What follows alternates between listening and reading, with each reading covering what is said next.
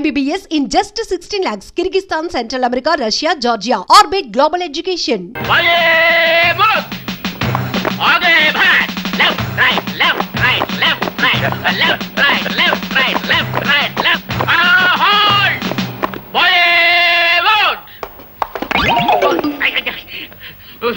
You 104. Hey, 104. నీ వల్ల drill గుల్లైపోతా ఉంది.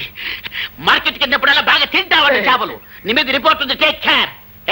ఇతన్ని చూసి నేర్చుకోండి అయ్యా. కొత్తగా డ్యూటీలో జాయిన్ అయ్యాడు. ఎంత వండర్ఫుల్ గా చేస్తున్నాడు మార్చి.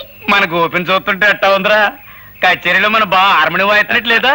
ఎందుకుండదురా, ఆడికి ట్రైనింగ్ అంతా ఇచ్చి తోలేసింది నేనే కదా. ఆయన ట్రైనింగ్ ఇచ్చి తోలేయడానికి ఆడేమన్నా జట్కా పెట్టి గుర్రం అనుకున్నారా? గడ్డి బాబు ఎదవా. అందుకే నేను అందరూ తప్పుడు కదా అప్పలరాజు అంటారు. ఆడ కానిస్టేబుల్ గారా, నమస్కారం. నేను ఆడ కానిస్టేబుల్ కాదండి, ఆ హెడ్ కానిస్టేబుల్ గారు ఉన్నారే వారి అమ్మాయిని. ఓహో, టైగర్ రాముడు గారు అమ్మాయి అత్తమారు. అవునండి. మరేంటి ఈ బట్టలు వేసుకొచ్చారేంటి? అదే మా నాన్న పాత డ్రెస్ ఉంటే నేను వేసుకొచ్చానంతే. Mister Gopi, I'm congratulating you. Very good. Take your positions. ఇప్పుడు very good, well done, well done. Head constable tiger రాముడిని టచ్ చేస్తావా? Who are you? నేను ఫాదర్ గోపి. అప్పలరాజు, గోపి మామ, horse riding. So what? First of all you go away from here. Get out. Rama అంటే బూత్ మాటలు అయిన పడుతున్నాయండి మీ పోలీసులకి. మన అబ్బాయి కూడా పోలీసే కదా. Sorry sorry sorry. All right, get out.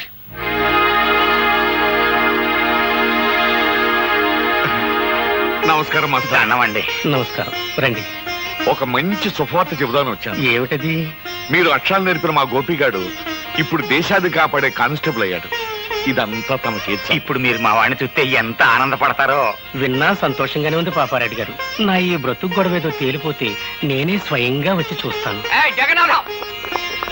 రండి బ్రదర్స్, మా గోపి అబ్బాయి కూడా మీ పోలీసు ఉద్యోగం వచ్చేసిందిగా. ఇక నుంచి మనం బంధువులం, స్నేహితులం. ఏంటి కాపీ తాగుతారా? మాస్టారు, మీకు మర్యాదగా చెప్తున్నాం, నిరాహార దీక్ష విరమించుకోండి. కలెక్టర్ గారు వచ్చే టైం అయింది. ఆయన దృష్టిలో ఇది పడితే మంచిది కాదు. లేవండి. నాకు రావాల్సిన పెన్షన్ ఇవ్వకుండా తిప్పుతున్నారు. ఈ విషయం కలెక్టర్ గారి దృష్టిలో పడాలనే ఈ నిరాహార దీక్ష. చాలా పెద్ద కబుర్లు చెప్పొచ్చావా? తొందరపడకండి అయ్యా, మాస్టర్ చాలా మంచి ఆయన. ఇప్పుడు మా అబ్బాయి కూడా మీ డిపార్ట్మెంట్ చేరాడు.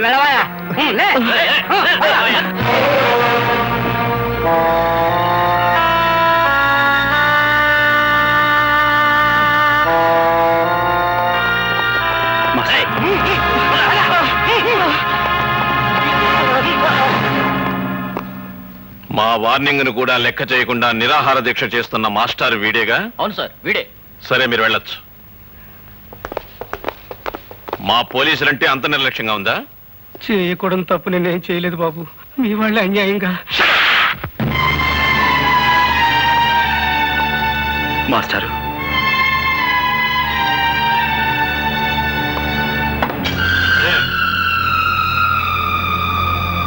క్షమించండి సార్.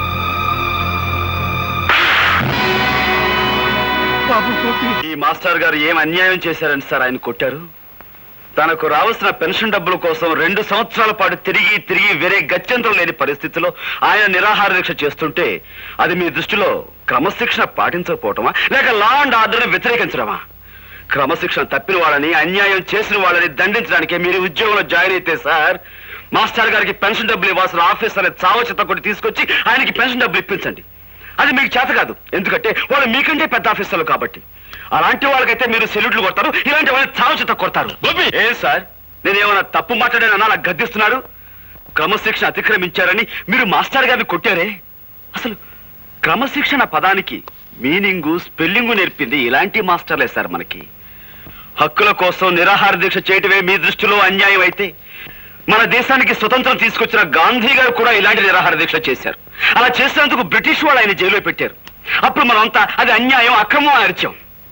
చివరికి ఆ బ్రిటిష్ దొరల్ని తరిమి తరిమి కొట్టాం. కానీ మనకి స్వతంత్రం వచ్చిన 40 ఏళ్ల తర్వాత అదే అన్యాయాన్ని మీలాంటి వాళ్ళు చేస్తుంటే మాలాంటి వాళ్ళు మిమ్మల్ని ఏం చెయ్యాలి? మీకు సెల్యూట్లు కొట్టి మీరు చేసే అన్యాయంలో మేము పాలు పంచుకోవాలా? అది నాకు చేత కాదు సార్.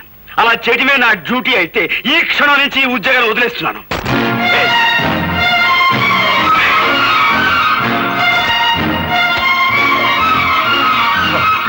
ఆశపడు. క్షమించండి మాస్టర్. గవర్నమెంట్ దగ్గర జీతం పుచ్చుకుంటూ న్యాయాన్ని కొట్టడానికే ఈ కాకి బట్ట అధికారాన్ని ఉపయోగిస్తే మాకు కిరాయి గుండాలకి తేడా ఏముంటుంది? అందుకే ఈ ఉద్యోగాన్ని వదిలిపెట్టి వెళ్ళిపోతున్నాను. వస్తాను మాస్టర్. ఉంటానండి.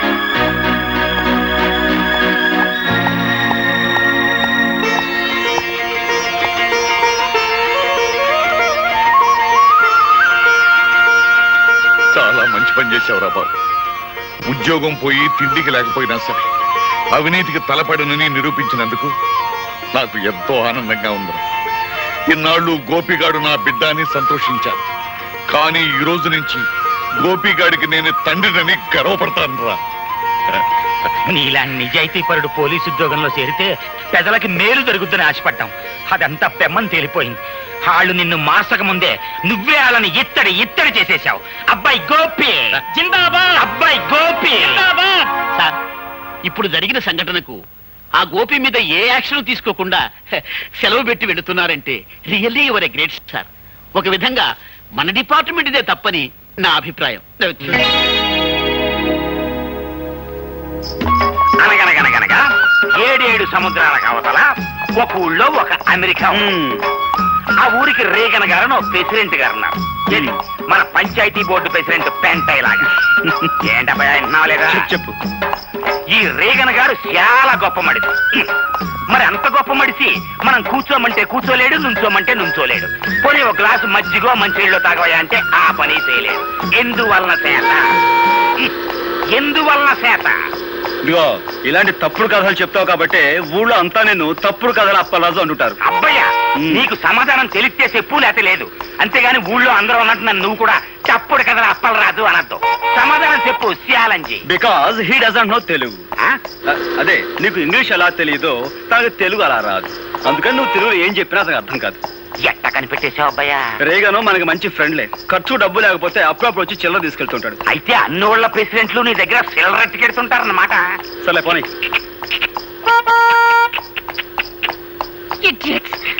తప్పకుండా రాయ్ బండపు. ఓళ్ళేన్ వెనకమాల అగ్గిపెట్టి కారు, అందులో ఆడకూతురు ఓళ్ళేన్.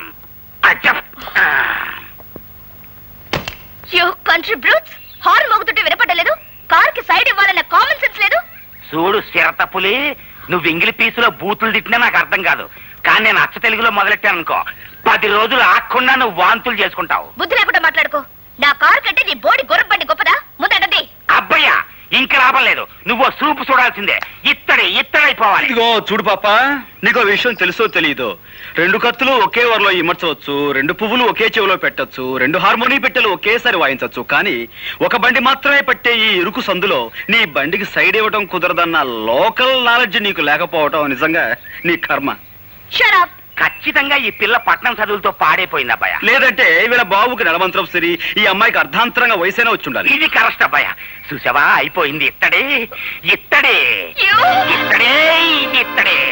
కిలో 10 రూపాయలు. ఇత్తడే. సరే రారా. రావయ్య, వెళ్ళి ఆ పొగరమూత ఎవరు? హార్మోని పాపారెడ్డి కొడుకమ్మ. ఇతను హార్మోని చాలా బాగా వాయిస్తాడు.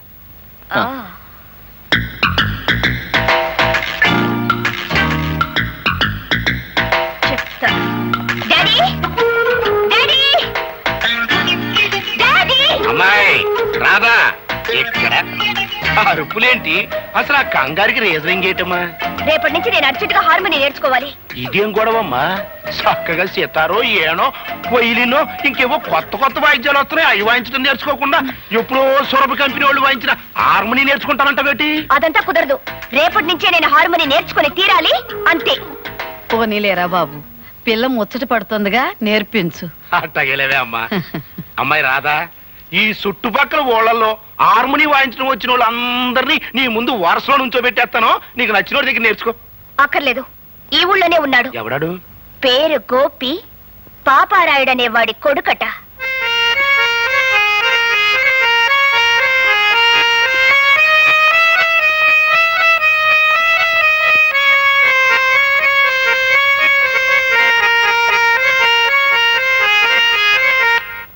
హార్మోని మీద నాగస్వరం వాయించడంలో జిల్లా మొత్తం మీద పేరు కొట్టేశావు అబ్బాయ.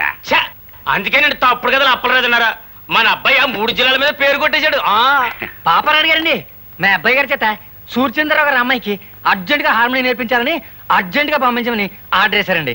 అంచేత మీ అబ్బాయి గారిని అర్జెంట్ గా పంపించండి. ఏమిటి అంత అర్జెంట్ గానా? అంత అర్జెంట్ అండి బాబోయ్, నేను వచ్చేస్తాను, నువ్వు అర్జెంట్ గా వెళ్ళిపో. ఏంటి వెళ్తావా? ఇంటికొస్తే కుర్చీ వేయాలనే మంచి మర్యాద తెలియని వాళ్ళ ఇంటికి వెళ్తావా? ఆ మంచి మర్యాద నేర్పడం కోసమైనా వెళ్ళాలి కదా. నాన్న అతను వస్తున్నాడు. నువ్వా? రావయ్యా రా. ఇదేనా రావటం? తమరు చేయి మాసిపోతుందేమో. ఏంటి ఈ ఊళ్ళో అందరికి నువ్వు హార్మోని నేర్పే గురువు అంట? అదేదో హాబీగా నేర్చుకున్నానండి, అది ఈ వేళ ఉపయోగపడుతుంది. మనం అలా కూర్చుని మాట్లాడుకుందామా? ఏ కూర్చోకుండా మాట్లాడలేవా? దాందే ఉందండి, కావాలంటే నడుస్తూ మాట్లాడగలను, పరిగెత్తుతూ కూడా మాట్లాడగలను. Hello, good morning. అసలు మీరేమిటి, మీ వంశం ఏమిటి, ఎలాంటి వంశం మీది? మీ తాత ముత్తాతల గురించి మా హిస్టరీ మాస్టర్ ఎప్పుడు చెప్తుండేవారు. ఇకపోతే మీ నాన్నగారి గురించి. నా గురించి నీకు ఇంకా బాగా తెలియదు. నా గురించి మీ అమ్మాయి గారికి బాగా తెలుసు కదండి. తీసుకో అమ్మాయ. మొత్తానికి నువ్వు చాలా తెలివైనవాడయ్యా. మీరు ఇలాంటి విషయాలు భలే చక్కగా కనబెడతారండి. ఈ విషయం కొంచెం మా నాన్నగారు చెప్పండి. ఆయన నాకు మనుషుల్ని వాయించడం, హార్మోనియం వాయించడం తప్ప వేరే ఇంకేమీ రాదంటారు. అన్నట్టు వాయించడం అంటే గుర్తుకొచ్చింది, మా అమ్మాయికి హార్మోనియం ఎప్పటి నుంచి నేర్పుతావు? దాందే ఉందండి, రేపు శుక్రవారం, పైగా ఏకాదశి, చాలా మంచి రోజు. రేపటి నుంచే నేర్పించడం ప్రారంభిద్దాం. సరే, పొద్దున్నే సజ్జనం తినేసి హార్మోనియం పెట్టి భుజానేసుకుని వచ్చాయి, మా అమ్మాయి హార్మోనియం నేర్చుకుంటా. అబ్బాబ్బా, అక్కడే వచ్చినది చిక్కంతా.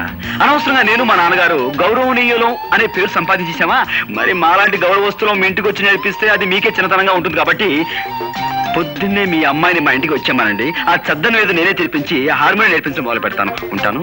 ఏంటి, మా అమ్మాయి మీ ఇంటికి వచ్చి హార్మోనియం నేర్చుకోవాలా? ఎవరితో మాట్లాడుతున్నావు? తెలిసే మాట్లాడుతున్నావా? ఏమిటి నాన్న నీ కంగారు? అతను అన్న దాంట్లో తప్పే ఉంది. మనలాంటి ధనవంతులు ఇలాంటి వాళ్ళ ఇంటికి సంగీతం నేర్చుకోవడానికి వెళితే అది వాళ్ళకి ఎంత గొప్ప. అందులోనే మన కారు వాళ్ళ ఇంటి ముందు ఆగితే వాళ్ళకి మరింత గొప్ప. అందుకని పాపం. అందుకే పాపం. అట్టగా పాపం. అవును పాపం. సరేనయ్యా, మా అమ్మాయి తనకి హార్మోనియం నేర్పే అవకాశం నీకు ఇస్తుంది, జాగ్రత్తగా నేర్పే. ఎట్టా ఉంది?